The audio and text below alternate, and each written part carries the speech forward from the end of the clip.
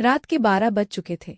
ससुर जी ने धीरे से मेरे कमरे का दरवाज़ा खोला और चटकनी लगा दी। मैंने आंखें बंद करके सोने का नाटक किया, पर मेरे दिल की धड़कनें तेज थी। मुझे अंदाजा था कि वह क्यों आए हैं, पर मैंने खुद को रोका और बस चुप रही। उस रात जो हुआ वो मेरी जिंदगी का एक नया मोड़ था। तो मेरा नाम सानिया है, उम्र 24 साल, और मैं अपने ससुर जी के साथ लखनऊ के एक पुराने मोहल्ले में रहती हूँ। गली तंग है, मकान पुराना, पर दिलों में जो बातें चल रही हैं वो बिल्कुल नई है। 1.5 साल पहले मेरी सासू माँ को कैंसर ने हमसे छीन लिया, और मेरे पति वो तो 3 साल पहले एक बाइक एक्सीडेंट में मुझे अकेला छोड़े गए। तब से मैं और ससुर जी बस एक दूसरे के सहारे इस छोटे से घर में जिंदगी काट रहे हैं। मैं दिन भर एक कॉल सेंटर में काम करती हूँ और घर लौटकर खाना पीना बाजार सब संभालती हूँ। ससुर जी पहले बर्थडे रबदार इंसान थे। मोहल्ले में उनकी बात का वजन था। हर शाम चौपाल पर दोस्तों के साथ हंसी हाक, पुराने किस्से और उनकी आवाज से गली गूंजती थी। पर सासू माँ के जाने के बाद वह जैसे खामोश हो गए। दिन भर अपने कमरे में या फिर टीवी के सामने पुराने क्राइम शो देखते। उनकी आंखों में एक अजीब सा दर्द था जो मुझे रातों को सोने ना देता। मैं सोचती, क्या मैं उनके इस दर्द को हल्का कर सकती हूँ? क्या उनकी जिंदगी में फिर से कोई रोशनी ला सकती हूँ? एक रात की बात है। रात के करीब 2 बजे मैं पानी पीने उठी। घर में सन्नाटा, बस बाहर असक पर कुत्तों की आव। आज ससुर जी का कमरा ऊपर था और मैं नीचे। तभी ऊपर से कुछ गिरने की आवाज आई। दिल धक से रह गया। क्या हुआ? मैं डरते डरते दबे पांव ऊपर गई। उनका दरवाजा हल्का सा खुला था। मैंने चुपके से झांका। ससुर जी अपने मोबाइल की टॉर्च जला रखी थी। उनके एक हाथ में मोबाइल था और वह कुछ देख रहे थे। दूसरा हाथ छोटा पप्पू था शायद। तभी उनके हाथ से पास में रखी गिलास नीचे जमीन पर गिर गई, लेकिन उनको पता नहीं चला। ससुर जी वीडियो देखकर पप्पू के सर की मालिश कर रहे थे, इसलिए मैं वहीं रुकी रही और बिना कोई आवाज किए उन्हें देखती रही। कुछ देर बाद जब पप्पू की अच्छे से मालिश हो गई, मोबाइल साइड में रख दिया और वैसे ही लेट गए।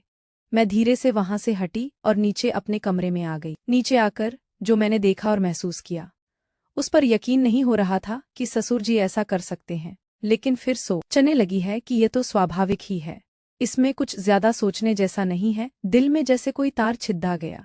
ससुर जी अकेलेपन से लाड़ रहे थे, पर अपने दर्द को छुपा रहे थे। मैं सोचने लगी, क्या मैं उनके लिए कुछ कर सकती हूँ? क्या मैं उन्हें वो एहसास दे सकती हूँ जो अब उनके दिल में कहीं खो गया है? अगली सुबह मैंने फैसला किया कि कुछ तो करना पड़ेगा। मैंने उनके लिए उनकी पसंद का आलू का पराठा बनाया और साथ में अदरक वाली चाय। जब मैंने उनके सामने रखा था, वह चौंक गए। सानिया, इतनी सुबह सुबह यह सब? मैंने हंसकर कहा। ससुर जी आपकी पुरानी वाली हंसी लाने के लिए तो यह छोटा सा पराठा कुछ भी नहीं। वह हल्का सा मुस्कुराए और मेरे दिल को जैसे सुकून मिल गया। उस दिन के बाद मैंने उनके साथ वक्त बिताना शुरू किया। कभी उनके पुराने दोस्तों को घर बुलाया, कभी शाम को उनके साथ गली में टहलने निकली। एक दिन जब मैं रात को खाना बना रही थी, उन्होंने अचानक कहा, सानिया, तू मेरे लिए बेटी जैसी है, पर तेरा दिल क्या कहता है? तू भी तो अकेली है ना? मैं रुक गई। उनकी बात मेरे दिल को छू गई। मैंने हल्के से कहा, ससुर जी, अकेलापन तो हम दोनों का है। शायद हम एक दूसरे के लिए वह कमी पूरी कर सकते हैं।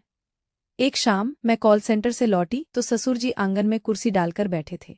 मैं उनके पास गई और बोली, ससुर जी आप, याद है आप कहा करते थे कि जिंदगी एक नदी है जो बहती रहती है। वो मुझे देखकर बोले, हाँ, पर अब तो मेरी नदी सूख सी गई है। मैंने उनका हाथ पकड़ और कहा, तो चलिए हम इस नदी में फिर से पानी भरते हैं। हम दोनों एक दूसरे के लिए वो बारिश बन सकते हैं। उस रात जब घर की बत्तियां बुझ गई, मैंने देखा ससुर जी मेरे कमरे के पास खड़े थे। उनकी आंखों में एक हिचक थी, पर एक अनकही बात भी। मैंने पूछा, ससुर जी सब ठीक? वो चुप रहे, फिर धीरे से बोले, सानिया, तूने आज जो कहा वो मेरे दिल में उतर गया। मैं तुझमें अपनी बेटी देखता हूँ, पर शायद कुछ और भी।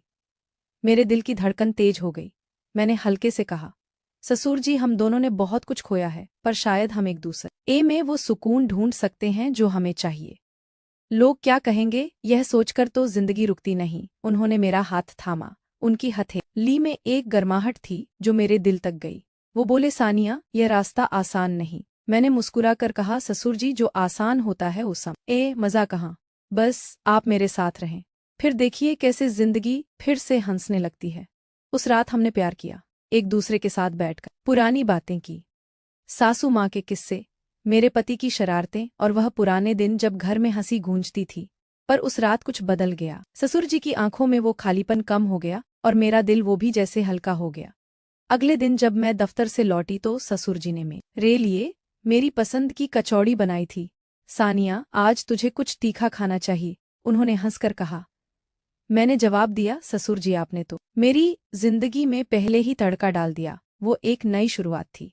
ना कोई नाम, ना कोई रिश्ता, बस दो दिल जो एक दूसरे का सहारा बन गए। बाहर की दुनिया वहीं थी, लोग, उनकी बातें, उनका शोर, पर हमारे घर में एक नई सुबह थी जहाँ रिश्ते नहीं बस एहसास थे। तो दोस्तों, अगर मेरी कहानी ने तुम्हारे दिल में कुछ हलचल मचाई हो तो चुपके से मत बैठो, एक झक्कास लाइक ठोक दो, सब्सक्राइब करो जैसे मेरे दिल को छू रहे हो।